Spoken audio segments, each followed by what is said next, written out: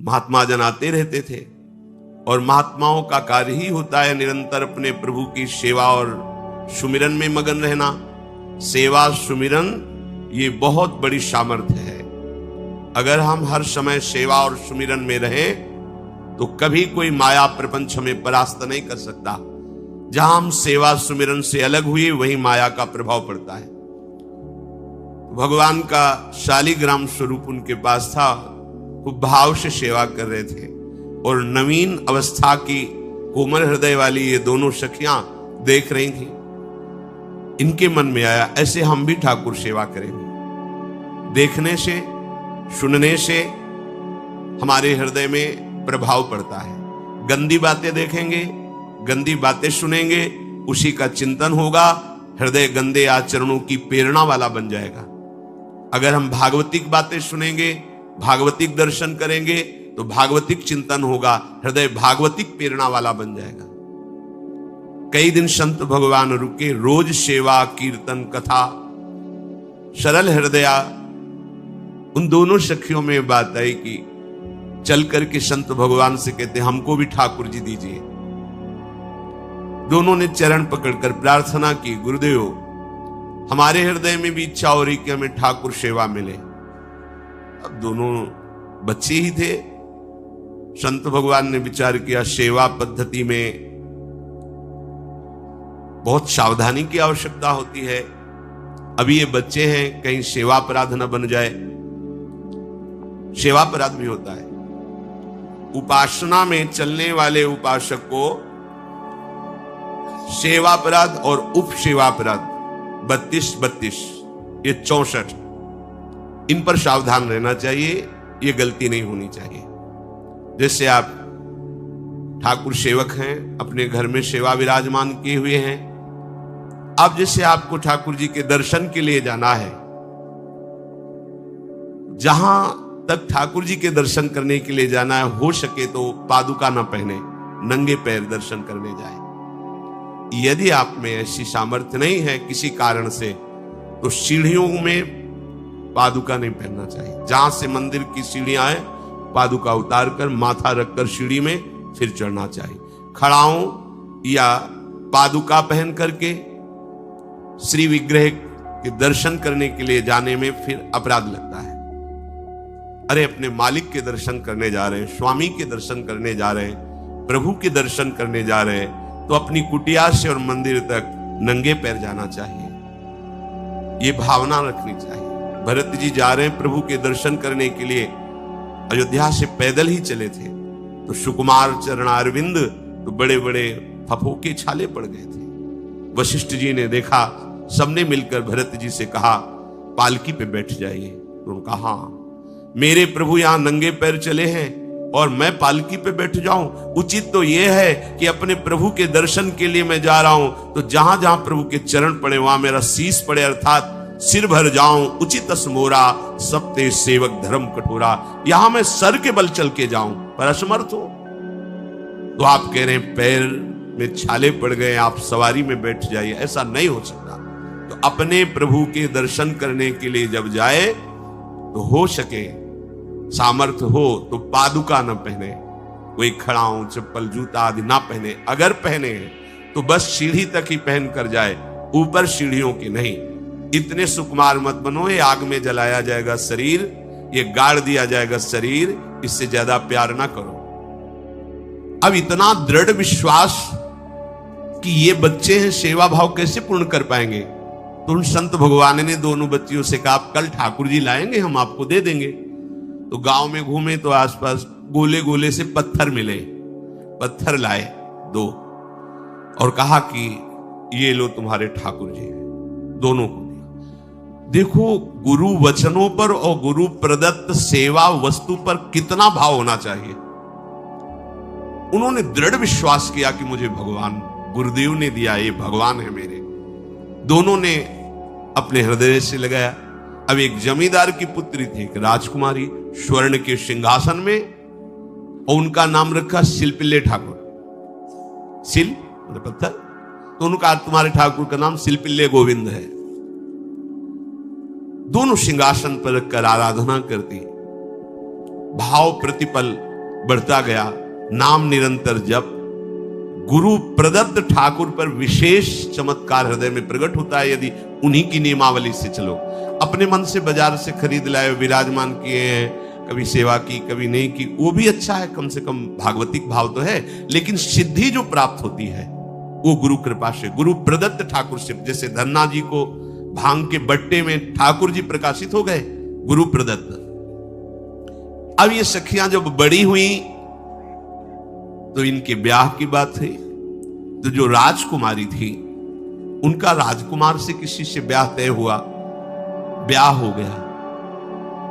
अपने माता पिता से जब विदाई ली तो अपने ठाकुर जी को जो सिंहासन में थे, सिंहासन से एक सुंदर पेटी में से और गोद में रखा, और अंदर ही अंदर जल रही है कि प्रभु मैंने प्रीतम आपको माना है, संसार के व्यवहार में ये प्रीतम बना हुआ है, पर प्रभु हमारे प्रीतम दो नहीं हो सकते, हमने हृदय से आपको माना।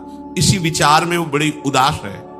पहले पालकियों में ऐसा राज सैनिक चल रहे हैं, पालकियों में वो बहू जा रही है और राजकुमार घोड़े पर।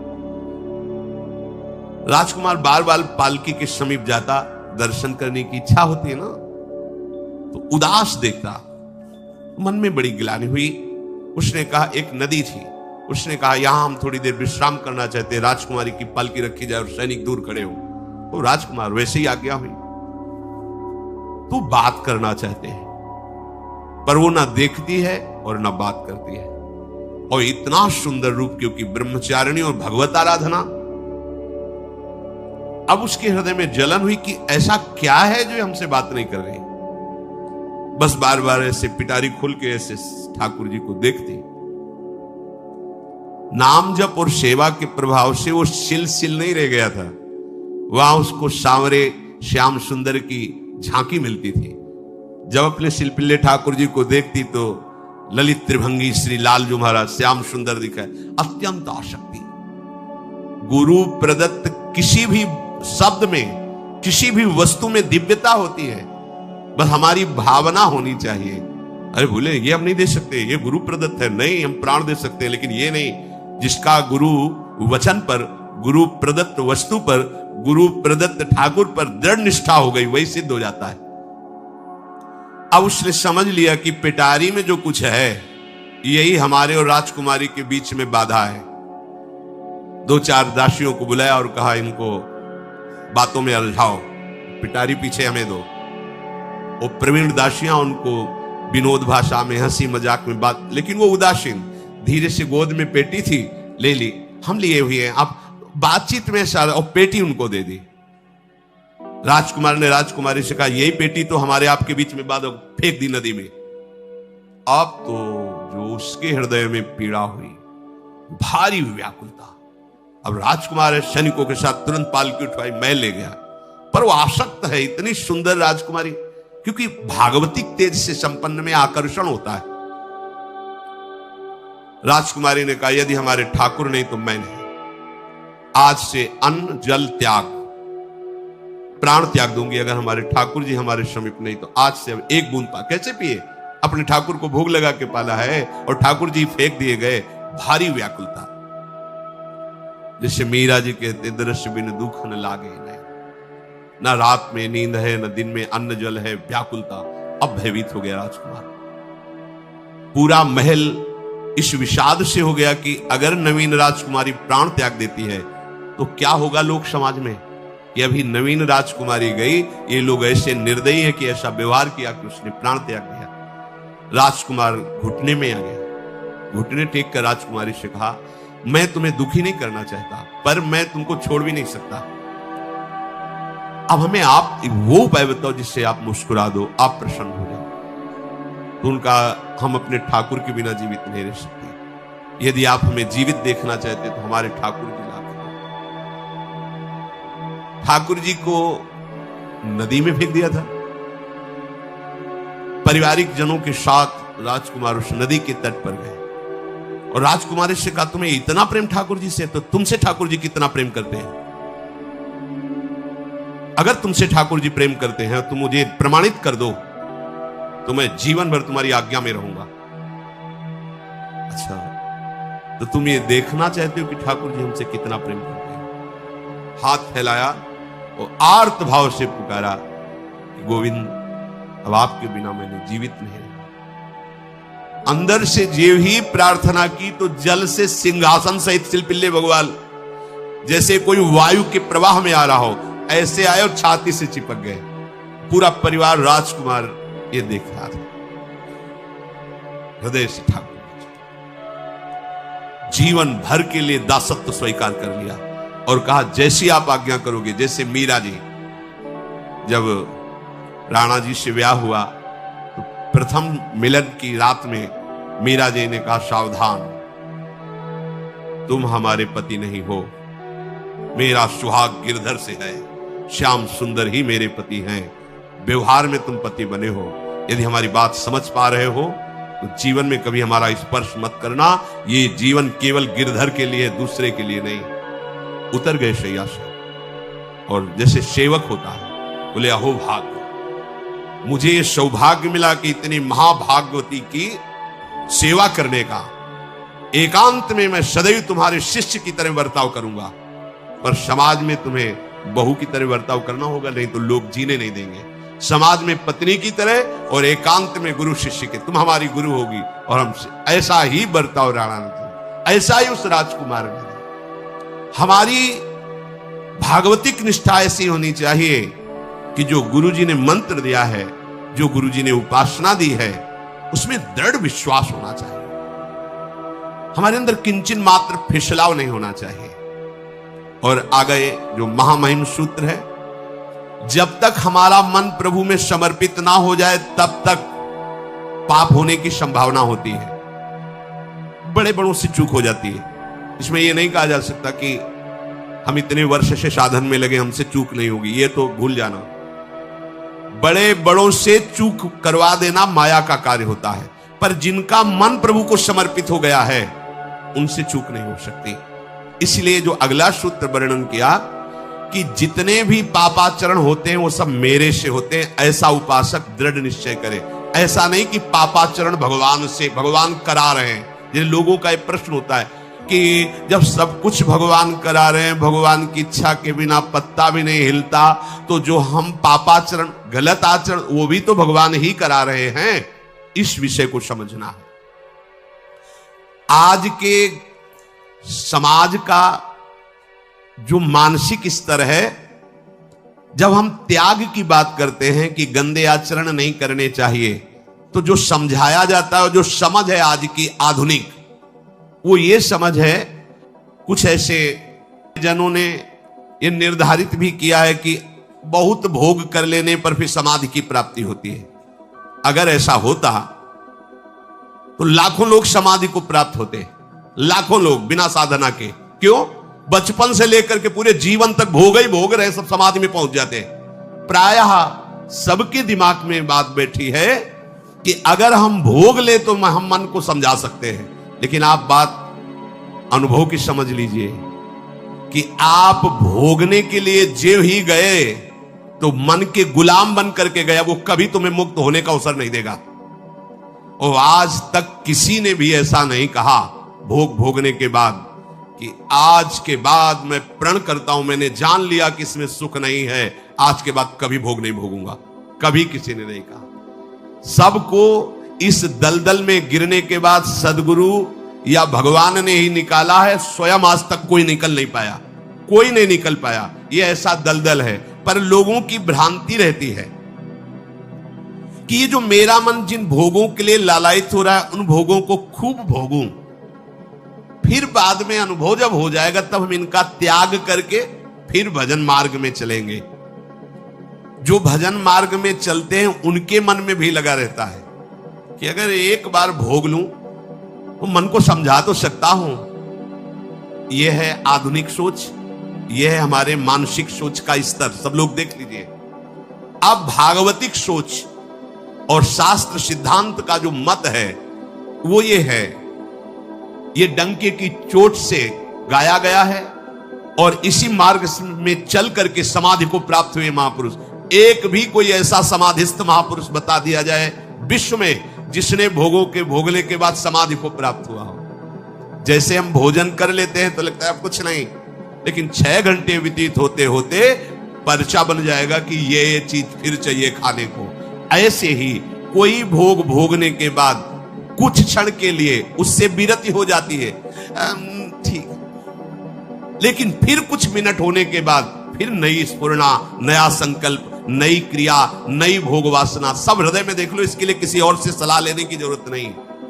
इसलिए ये जो संतों का मत है, शास्त्र का मत है कि भोगों के भोगने से भोग वासना दृढ़ होती है, कामना बढ़ती है, ना कि शांति मिलती है। लेकिन आधुनिकता में भोगों को भोगने से शांति मिलती है, ऐसी धारणा बनी हुई है और ये गलत है। और ये इतनी गलत हो जाती है कि हम हत्या करने लगते हैं, हिंसा करने लगते हैं, पूज्य जनों के साथ दुर्व्यवहार करने लगते हैं। आज तक भोगों में इति नहीं हुई। देवयानी जी भगवान शुक्राचार्य जी की पुत्री हैं।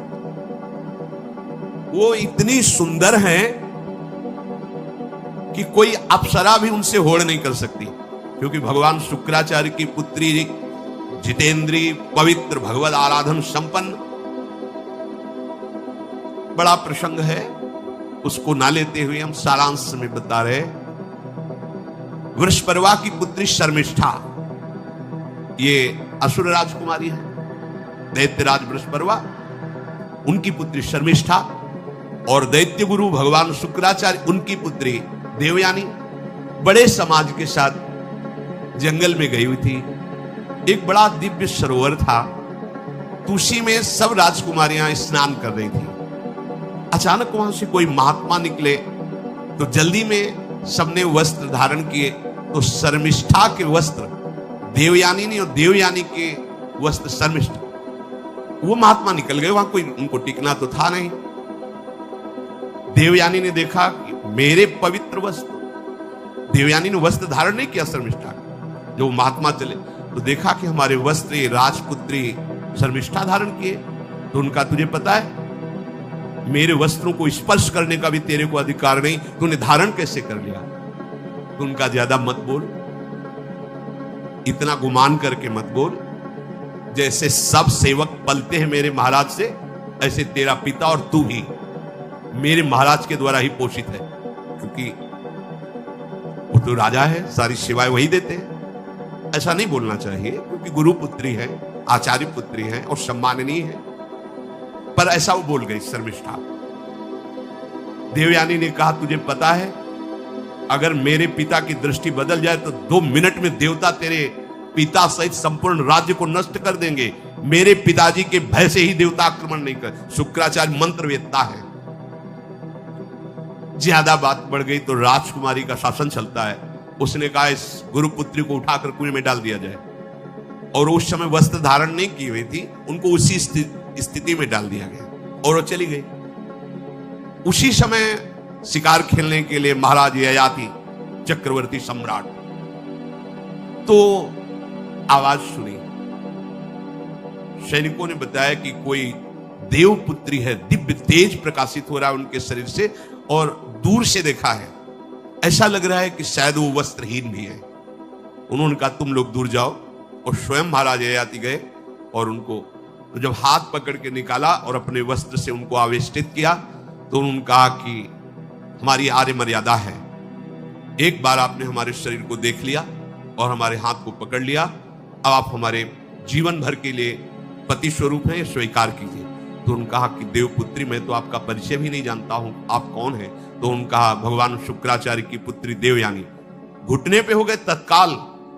उन्होंने कहा, इतने बड़े महापुरुष की पुत्री के साथ मैं ब्याह कर सकूं, मेरी सामर्थ्य नहीं, क्योंकि मैं क्षत्रिय कुल में प्रकट हुआ राज परिवार से हूं, और वो तो देवताओं के द्वारा भी वंदनीय है शुक्राचार्य जी। तो उनका, आप निश्चिंत रहो, ये विषय मैं संभालूंगी, पर आप मेरे पति हैं, ये स्वीकार कीजिए। बोले, यदि शुक्राचार्य जी इस पर राजी हैं तो हम ये बात स्वीकार करते हैं। शुक्राचार्य जी विलंब होने के कारण व्याकुल ही थे। देवयानी जी ययाति जी को लेके गई। बड़ा प्रसंग है, पर उन्होंने कहा, जब आप राजी हैं तो हम राजी हैं। ऐसे ही वीडियो देखने के लिए आप प्रेम भक्ति चैनल को सब्सक्राइब अवश्य करें।